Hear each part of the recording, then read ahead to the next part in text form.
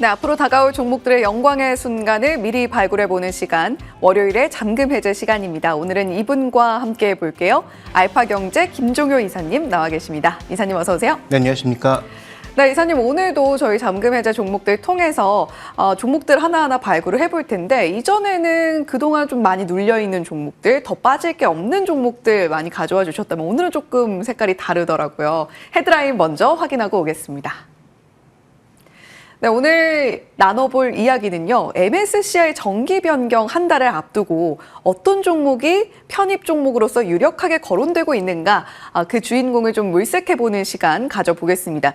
지각 변동이 예상되고 있는 5월 MSCI 주인공은 과연 누가 될까요? 자, 종목 먼저 공개를 하기에 앞서서 지금 여러 가지 거론되고 있는 종목들이 있습니다. 앞서서 살펴보셨듯이 한화시스템, 삼양식품, LIG넥스원 이러한 종목들이 있는데요. 편출 종목들도 상당히 좀 많이 포진되어 있다는 점이 우려스럽긴 합니다만 저희는 편입 예상되는 종목들 가운데에서 오늘의 후보군을 찾아봐야겠죠. 이 뉴스 어떻게 좀 보셨나요? 네, 일단 5월 달이면 아직 기간이 남아 있잖아요. 그다음에 우리나라 지수가 지금 글로벌 증시에서 또 올해를 기준으로 보면 작년까지는 정말 보잘것없었지만 올해를 기준으로 보면 가장 강한 증시 중 하나예요.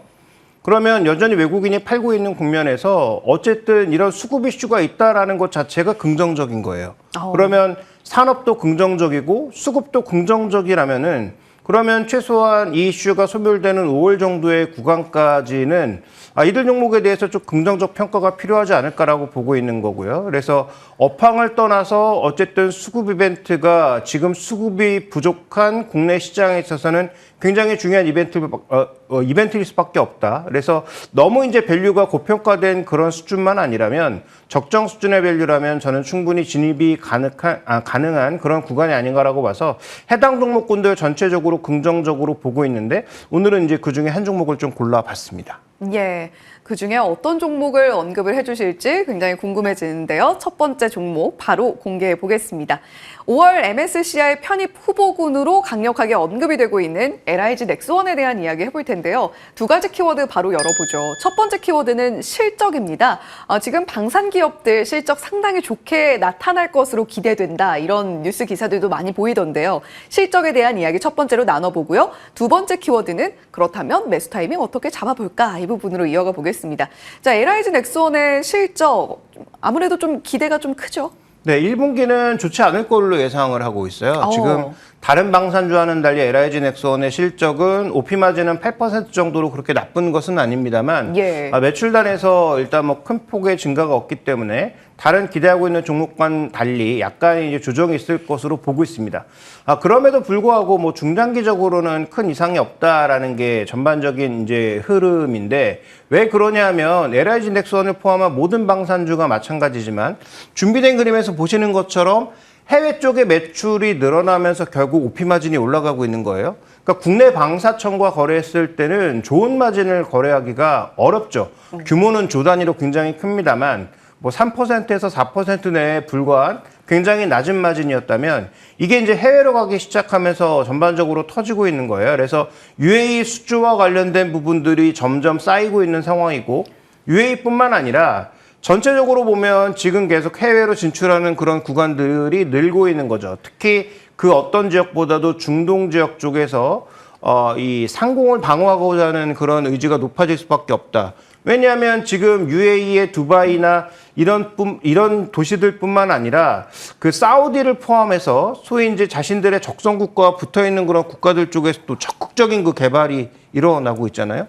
그러니까 적성 국가에서 미사일 한번 날라오면 그것만으로도 이 지역이 붕괴될 수 있는 최대 위험이니까 그걸 방어하기 위한 가장 좋은 것은 결국은 대공망 방어인데 지금 사우디와 미국 관계가 예전만큼 좋지는 않은 상황이다 보니 가격적인 이점에 있어서 어느 정도 이제 LIG넥스원의 추가적인 수주 가능성이 좀 늘고 있지 않나라고 보면 우리가 아까 살펴봤던 그림처럼 늘어나는 해외 매출의 증가분을 생각해 봤을 때 당장 안 좋을 1분기보다는 늘어날 수 있는 미래 가치에 대한 부분들을 좀 더 반영하는 것이 좋지 않겠느냐 이렇게 좀 보고 있습니다.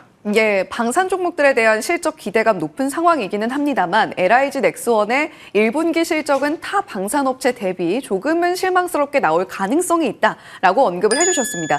하지만 우리가 주목해봐야 될 건 하반기에 늘어날 수 있는 해외 수출로 인한 긍정적인 실적 모멘텀이라는 점이겠죠. 두 번째 키워드는 저희 밸류에이션 좀 체크를 해보면서 매수 타이밍 잡아볼까 싶은데요.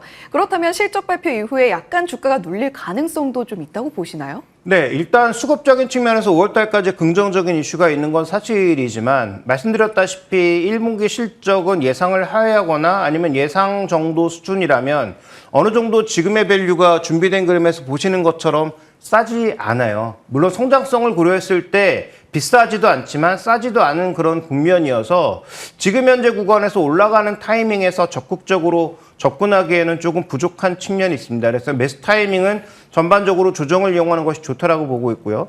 그러면 이 종목의 내년 실적을 기반으로 보수적으로 한 20배 정도의 밸류에이션을 적용해 봤을 때 이 종목에 적용할 수 있는 목표 주가는 30만 원 정도 내외이기 때문에 35만 원 정도 되기 때문에 그러면 그 정도의 가격을 본다면 지금부터 목표 수익률이 그렇게 높지가 않잖아요. 예. 그러니까 급등하는 구간에서 쫓아가면 좋은 수익률을 기대할 수가 없다라는 차원에서 매수 가격은 조정받았을 때 한 27만 원에서 28만 원 정도에서 저는 매수를 하시면 좀 좋을 것 같다라는 판단이 있고 5월 달까지 이어지는 수급 요인으로 인해서 조정 시에도 안정적인 수급이 들어올 가능성이 높다라고 판단하고 있습니다. 다만 주가의 조정폭이 좀 커져서 25만 원 아래까지 하회하는 그런 강한 조정이 나타나는 것은 아마 수주가 또 지연되거나 여러 가지 좀 불확실성을 반영하는 가격이라고 볼 수 있기 때문에 리스크를 회피할 수 있는 정도의 가격 라인은 한 25만 원 정도로 봐야 될 것 같습니다. 그래서 지금 준비된 아마 그림을 조금 보시면 현재 지금 PB 밸류도 그렇고 PE 밸류도 그렇고 전체적으로 지금 아주 싼 가격은 아니다. 예. 그래서 조정을 이용한 좀 매수가 유효하겠다라는 말씀을 드리겠습니다. 네, 한 27만 원에서 28만 원 선 조정을 이용해보자라고 말씀을 해주셨는데 김종윤 이사님께서 언급을 하시자마자 0.7%에서 1.2%까지 상승폭을 좀 확대하고 있습니다. 조정 구간을 이용하셔서 목표 주가 레벨을 한 35만 원쯤 잡아보고 대응을 해보셨으면 좋겠고요. 리스크 주의 구간은 25만 원. 이 수주가 지연되거나 약간의 좀 해외 수출 관련해서 모멘텀이 훼손될 수 있는 우려감이 반영될 수 있는 가격대로 제시를 해주셨으니까요. 이 가격대에서는 리스크 주의 구간으로 좀 받아들이시면 좋을 것 같습니다. 그에 앞서서 저희 잠깐만 한 가지 질문 더 드리면 MSCI 지수 편입 이슈가 수급을 끌어오는 데는 확실히 영향을 주는데 최근의 흐름을 보면 약간의 세로뉴스로 작용하는 흐름들도 나타났던 것 같거든요. 어떻게 오히려 이제 좋을까요? 이벤트가 실행됐을 때, 그러니까 예. 5월 달 이후에는 오히려 수급의 역작용이 나타날 수 있죠. 그래서 이런 종목군들의 전체적인 투자 아이디어는 항상 편입 이전이 기본적으로는 긍정적이고 그다음에 오히려 이슈가 끝나고 나서는 실망스러운 결과를 주는 경우가 일반적으로 많았습니다. 물론 이번에도 여러 가지 이슈들이 얽히면서 다르게 전개될 가능성이 없지 않지만 그래도 기본적으로 편입하는 종목군들이 조정받을 때 저가 매수는 충분히 유효하다고 보고 있기 때문에 적어도 이벤트가 발생하는 그 이전까지는 우리가 긍정적인 이벤트로 보시는 것이 좋겠다. 최소한 지수나 전체 시장 수익률보다는 긍정적일 가능성이 높다. 이렇게 봐야 될 것 같습니다. 예, 시장 대비 아웃퍼폼할 수 있는 기간으로서 5월 MSCI 편입이 확정되기 이전까지 트레이딩 관점도 유효하겠다라고 말씀해 주셨습니다. 자, 두 번째 잠금 해제 종목을 발굴해 볼 헤드라인 만나볼게요. 네이버 쇼핑 앱 출시 한 달 지나고 있습니다. 앱 다운로드가 500만을 넘겼다고 하는데요. 쿠팡을 과연 추격할 수 있을 것인가? 네이버가 새롭게 모색하고 있는 모멘텀들을 저희가 탐색을 해보려고 합니다. 네이버 이제 좀 주가 기지개 좀 켤 수 있을까요? 근데 쿠팡하고 네이버는 전략 자체가 아예 다르죠. 물론 비슷한 부분도 있겠습니다만 네이버는 협력하자는 쪽이고 쿠팡은 내가 다 하겠다라는 쪽 아니겠습니까? 그래서 둘의 전략은 다르고 네이버가 쿠팡을 우리나라에서 이길 가능성은 낮죠. 그렇지만 쿠팡은 일단 지역적인 한계가 또 존재하는 거 아니겠습니까? 최근 들어서 이제 매출의 성장이 떨어지다 보니까 대만을 포함한 여타 지역을 이제 공략하는 모습인데요. 네이버는 지금 우리가 주목해 봐야 될 것은 이 앱 500만 다운로드는 그렇게 중요하지 않다. 지금 우리나라 인구만 해도 지금 다 아시다시피 5천만이 넘는 인구에서 500만 다운받은 건 대단한 수치이긴 하지만 그렇게 또 드라마틱한 수치라고 보기에는 어렵거든요. 그래서 이런 수치보다는 최근에 네이버의 행보를 보면서 그다음에 최근에 조정은 과연 왜 나왔을까? 연초만 해도 굉장히 긍정적 분위기였잖아요. 예. 근데 최근에 조정은 왜 나왔고 최근에 보이고 있는 행보는 과연 어떤 행간의 의미가 있을까? 이 부분을 살펴보는 게 저는 조금 더 의미가 있을 것 같습니다. 네, 앞으로 네이버가 어떠한 걸음을 떼게 될 것인가 이 부분에 좀 방점을 두고 오늘 두 번째 잠금 해제 종목은 네이버 공개를 바로 해보겠습니다. 자, 그렇다면 두 가지 키워드, 첫 번째 키워드는 마켓컬리와 관련한 협업 이슈를 좀 여쭤보려고 하고요. 두 번째는 네이버가 이젠 진짜 본격적으로 다시 한번 반등을 만들어줄 수 있을 것인가 여쭤보도록 하겠습니다. 마켓컬리와 협력설은 저희가 그렇다면 그 AI 관련한 모멘텀에서 어떤 식으로 뉴스를 해석하면 좋을까요? 네, 일단 클로버엑스의 가능성은 아무래도 이제 상대적으로 좀 떨어져 보이죠. 챗GPT나 뭐 제미나이를 이길 가능성은 뭐 높지 않고, 그 다음에 클로버엑스가 단독으로 쓰여서 뭔가 영향력을 발휘할 가능성은 높지 않아 보이고, 최근에 조정의 가장 큰 이유는 미국 시장의 폭락이 나오면서 구글보다 비싸진 게 가장 핵심 이유가 아니겠습니까? 그러면서 이제 수급도 꼬이는 그런 양상으로 가서 연초에 좀 긍정적인 분위기가 다 내려온 상황이었어요. 그래서 연초 때 한번 말씀드리고 조금 주가가 올랐다가 그다음에 제가 말씀드렸던 가격대보다는 오히려 더 추가적인 조정을 받는 그런 모습인데요. 근데 여기서 이 마켓 관리의 핵심 포인트가 무엇인가를 우리가 좀 잘 살펴볼 필요가 있을 것 같습니다. 자, 준비된 그림 보시면 컬리의 멤버 수가 증가하고 있는데 뭐 기껏 해봐야 140만?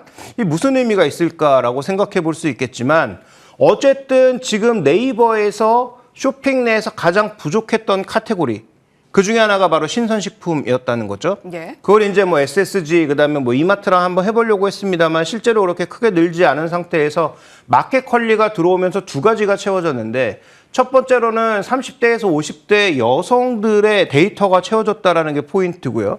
그다음에 두 번째로는 부족했던 신선식품 라인업이 채워지면서 최근 네이버가 여러 회사들과 지금 협업을 하거나 인수하는 방향으로 가고 있습니다. 그래서 이런 신선식품과 관련된 결제 데이터, 그다음에 사람의 어떤 소비 행태 데이터 이런 것들이 쌓이고 있는 걸 우리가 봐야 되는 게 아니냐. 그래서 이거 뭐 매출 3조밖에 안 되고 그중에서 뭐 수수료 한 3, 4% 가져갈 텐데 그 무슨 의미가 있어? 매출 기준으로 의미가 없죠. 그렇지만 비어있는 그런 데이터를 확보한다라는 측면에서 보면 그래서 네이버를 AI 기업으로 볼 때 단순하게 스스로 모든 플랫폼을 제공하는 클로버엑스라는 측면에서 보면 그렇게 큰 의미가 없지만 일본과 한국, 대만, 태국, 스페인으로 이어지는 3억 명에 가까운 액티브 유저의 다양한 그런 데이터가 쌓이고 있는 기업으로 이해해 본다면 결국은 AI라고 하는 게 이 데이터를 모아서 패턴을 발견하는 것인데 예. 그런 패턴을 발견할 수 있는 데이터를 미리 확보하고 있는 기업이 과연 나쁠까라는 생각에서 저는 그렇지 않다라고 보고 있습니다. 그런 측면에서 우리가 마켓 컬리와의 협업을 바라봐야 되지 않느냐 이렇게 이해를 하고 있고요. 네, 그렇다면 두 번째 키워드 과연 언제쯤 반등이 나올까요? 네, 현재 이 종목은 결국 수급이 회복되는 게 핵심이라고 보여지는데 자 지금 준비된 그림에서 보시는 것처럼 어쨌든 온라인 시장의 우리나라 확장은 줄었지만 네이버는 이거보다는 조금 괜찮은 모습을 보여주고 있고 그다음에 지금 버티컬 확장을 통해서 계속적으로 추가적인 데이터들을 확보해 나가고 있는 과정입니다. 아직까지 시장은 이에 대한 평가를 제대로 하지 못하고 있고요. 그다음에 아까 말씀드렸던 대로 미국의 피어 그룹, 뭐 비교 그룹이라고 생각하지 않으시는 분들도 많이 있겠지만 어쨌든 미국의 대표 기업들보다 지금 비싼 게 가장 핵심 포인트입니다. 그럼 두 가지 포인트죠. 미국 시장이 오르면서 이들 종목이 다시 오르는 행태에 아마 연동할 가능성이 높고 그다음에 국내 시장에 어느 정도의 외국인들의 수급이 들어온다면 저는 이것은 긍정적인 부분으로 받아들일 수 있기 때문에 네이버는 자체 AI보다는 AI 측면에서 협력할 수 있는 기업으로서 가치가 높아질 것이다라는 측면에서 보고 있습니다. 그래서 가격적으로는 좀 더 예상보다 넓은 밴드 범위 한 17만 원에서 한 20만 원 정도까지 계속 매수를 하실 것을 말씀드리고 싶고 연초에는 제가 30만 원 정도로 목표가로 말씀드렸는데 이거보다는 조금 하향한 한 28만 원 정도로 목표가를 좀 낮추고요. 그다음에 손절 가격은 이 종목의 BPS가 그래도 한 15만 원 정도가 조금 안 됩니다. 예. 그러면 저는 그 정도 아래로 내려갈 가능성은 거의 없다라고 보고 있기 때문에 한 14만 원 정도를 손절 가격으로 잡는 게 저는 합리적일 것 같습니다. 네, 네이버 이전에도 김종효 이사님과 함께 만나봤던 종목 중에 하나인데요. 오늘도 매수 가능 구간 들어와 있습니다. 17만 원에서 20만 원 아래쪽에서는 매수가 유효하겠고요. 목표가로는 28만 원, 리스크 주의 구간 14만 원 제시해 주셨습니다. 다만 네이버 보실 때는 이 수급이 유입되는가 흐름과 미국 시장이 좀 올라주는가 이 부분도 함께 포인트로 잡아보셔야 되겠죠. 자, 오늘 월요일에 잠금 해제 알파경제 김종효 이사님과 함께했습니다. 오늘 말씀 고맙습니다.